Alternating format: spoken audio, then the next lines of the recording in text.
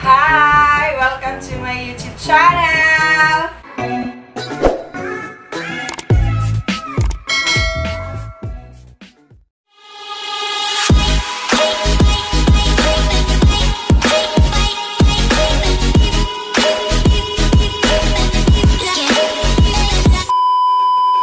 So ngayon, kainan po kami together with my husband and my daughter. The only one daughter. Pangalan mo na? Anong pangalan? Wow, si Cheska. So ngayon, katatapos lang namin maglaba. So, yung asawa ko, pinasampay ko sa taas ng mga nilaban. Tapos ngayon, hindi niya alam na, pinapamalingki ko siya kanina, hindi niya alam na yung tema pala ng ano namin, kami pala mag-date. Kasi sa pandemic natin ngayon, hindi tayo makakalabas. So, dito na lang kami sa loob ng bahay. So, ang aming kakainin ngayon ay chicken wings with butter. Wow! At French fries. Wow! Bagoong. Wow! At Indian mango. With fresh milk. Wow! So, ngayon, kakain na po kami. Habang kumakain kami, may mga katanungan at mga ka-ulastugan. O sige na, kain na po tayo. Kain po tayo. Hi guys.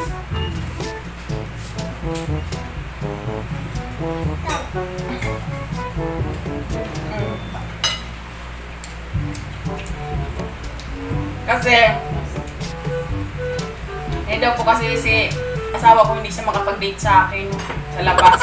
Opo, dahil pandemic ngayon eh. So, Mahirap na hindi tayo sumunod sa sa IETF protocol. Na stay at home, be safe.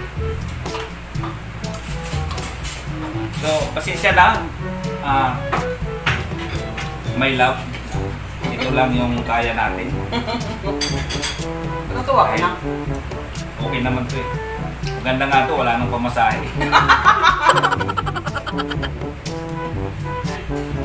Di ba? Kaloob lang ng bahay.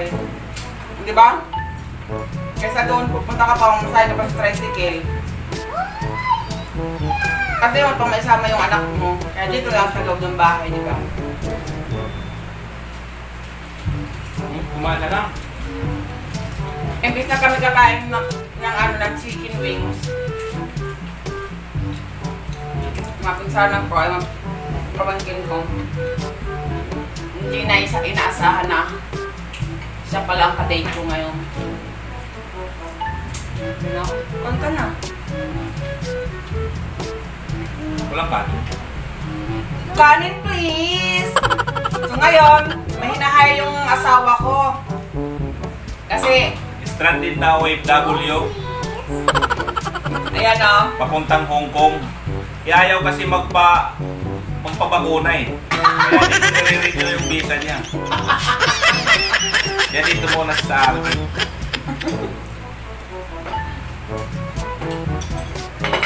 Tayo. Ano ikaw?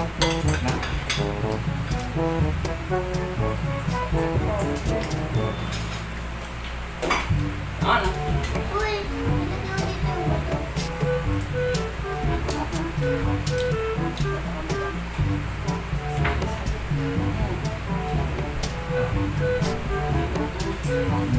Masarap. Dito kami sa Kamayan Food House.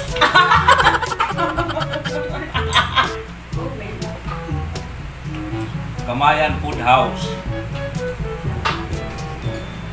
Located at Sampaloc, Manila. Sa gusto magpa-serve, gusto mag-venue, sabihin nyo lang. Pwede ko kami. Masarap pala yung kanin, yung ulam mo, French fries. I am the one, the way your son don't need a... Ngayon ko lang nalaman. Sa tinding treatment talaga ng asawa ko. French fries with rice. Sarap. Spicy eh.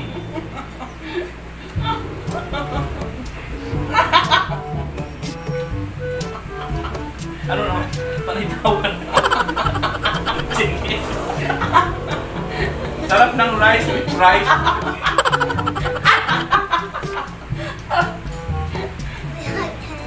At saka yung french fries, pwede din pala din sa bagoong, oh. Damn! Tara ba? Oo. New discovered talaga ito eh. Yung, oh. Masarap talaga, promise.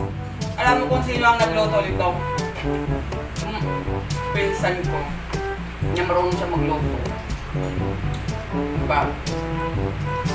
Yung hinire daw ng asawa ko yung sinasabi niya.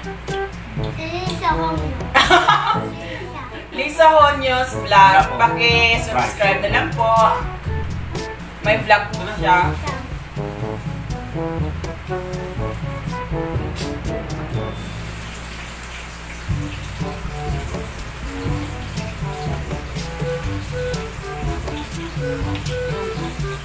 Samay mo na.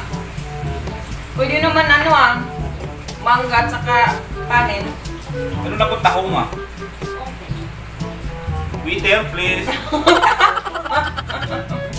Isang order lang.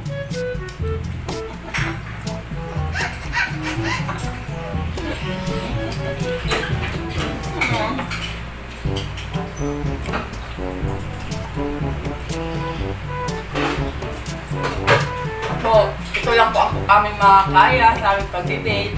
Diba? Kasi pupunta po kami sa labas. Gagastos pa kami ng malaki. Malaki naman gasto ko dito ah. Kano kilo ng manok? Mahal na yan.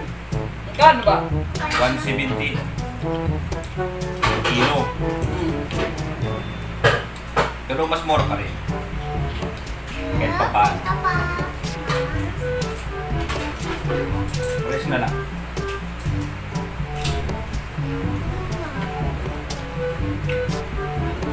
At dito na po, nag-serve na po ang aming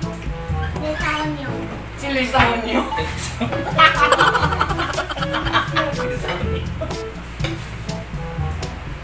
Okay po. Thank you. Di ba magkano itong tahong sa restaurant mahal?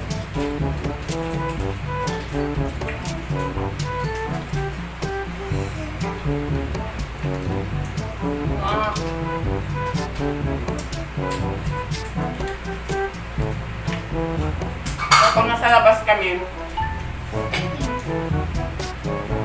magastos kami ng isang kainan lang nasa 1,000.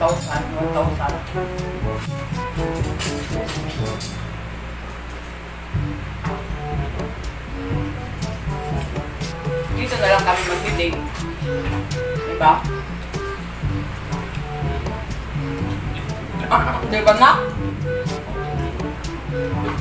Masakal pa naman ang anak ko. At kaya ko naisipan itong tema na to kasi day off niya. Sa day off niya, yun yung paglalaba. Akala ko ba yung day off? Ang English niyan, Rest din. rest day. Magpapahinga. Siyempre, pamilyado na tayo. Aminin ko na lang po yung katotohanan. Tapos ng trabaho, lalabada. Mamaya mayroon ako 3 kliyente ng St. Peter, entertain ko pa. Kukuha sila ng insurance. Pero marakit pa. Ano ng buhay? Bilang natin ang racket.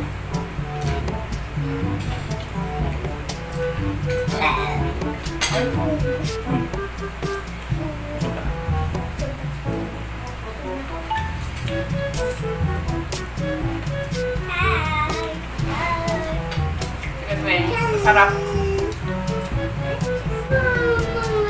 Ang fairness talaga, ang sarap niya magluto. Kaya ayaw ko na talaga rin yung visa niya para makaalis papunta Hong Kong. Dito na lang muna siya sa akin.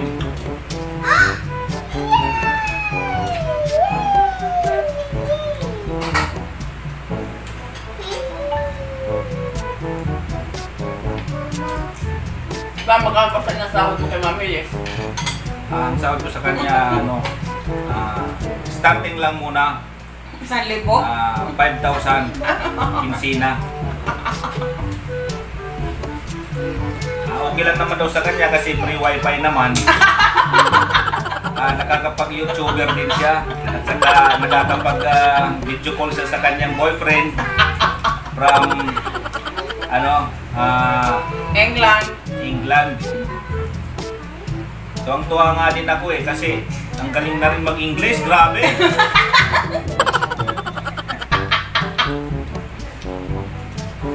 Hindi na kailangan mag-aral, natututo ka talaga pag nagka-boyfriend ka ng foreigner.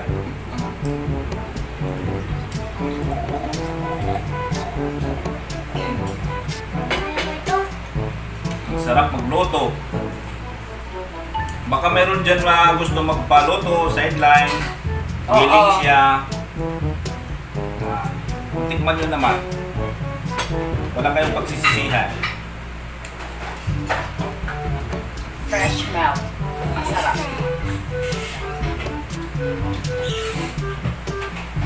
Wala kayong pambili ng Coke, kaya dito na lang kami sa fresh milk.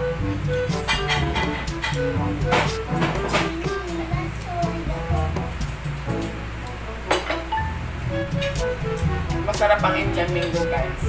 Kasi bagong pitas pa talaga.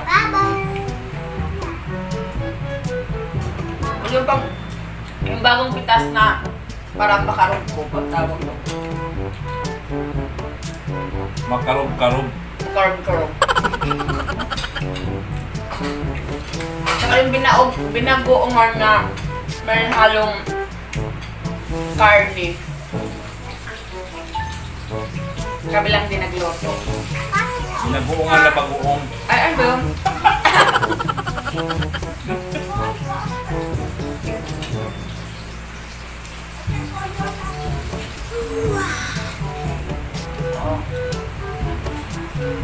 Ano ba ito? Fresh ba ito?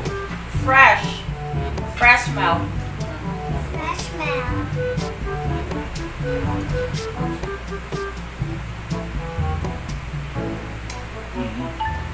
Masarap.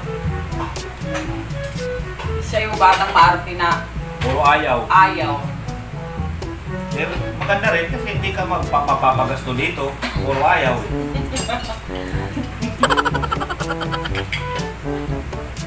Hello. Ganyan lang ako.